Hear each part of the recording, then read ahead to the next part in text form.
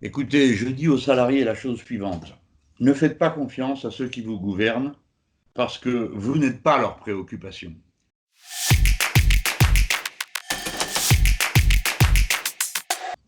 Il faut qu'ils contribuent. Ce n'est pas envisageable, par exemple, que des gens soient dans la famine au moment où les actionnaires des sociétés de la grande distribution alimentaire réalisent des dividendes absolument extraordinaires.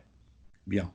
Pendant la Première Guerre mondiale, les régimes qui étaient au pouvoir n'étaient pas des régimes communistes.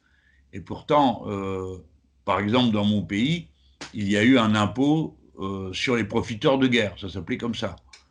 Et les profiteurs de guerre, c'est ceux qui avaient fait un bénéfice supérieur à ce qu'ils avaient fait le reste du temps, et qui est donc directement lié à la guerre. De la même manière, ceux qui font des bénéfices plus grands aujourd'hui que ce qu'ils faisaient avant du fait de la situation de coronavirus, bah, doivent mettre la main à la poche pour que tout le monde puisse manger.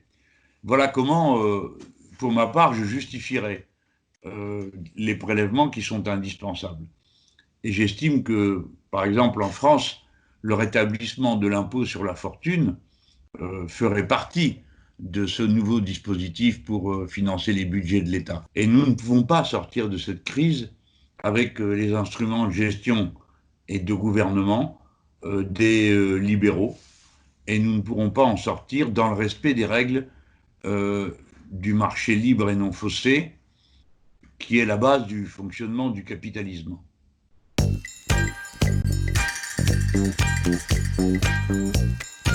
Le virus se répand plus dans les populations pauvres, c'est-à-dire déjà malades avant et mal soignées, empilées, mal nourries, et qui sont les premiers éléments de la chaîne de fonctionnement de la société, et par conséquent, ce sont eux qui se déplacent le plus pour être les petits personnels, comme on dit avec des guillemets, de tous les grands fonctionnements.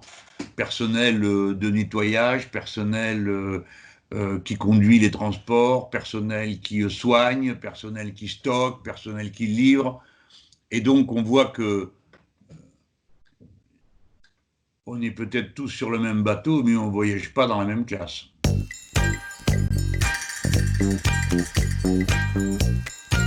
Écoutez, je dis aux salariés la chose suivante. Ne faites pas confiance à ceux qui vous gouvernent parce que vous n'êtes pas leurs préoccupations.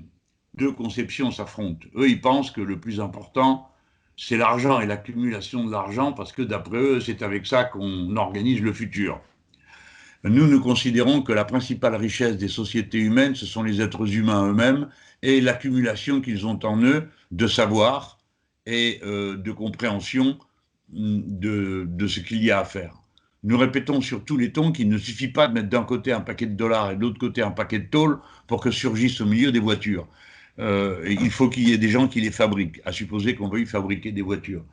Et donc, je leur dis, ne leur faites pas confiance, pas parce qu'ils sont intrinsèquement mauvais, c'est parce que vous n'êtes pas le sujet de leurs préoccupations. Et donc, si quelqu'un doit se préoccuper de vous, c'est vous-même.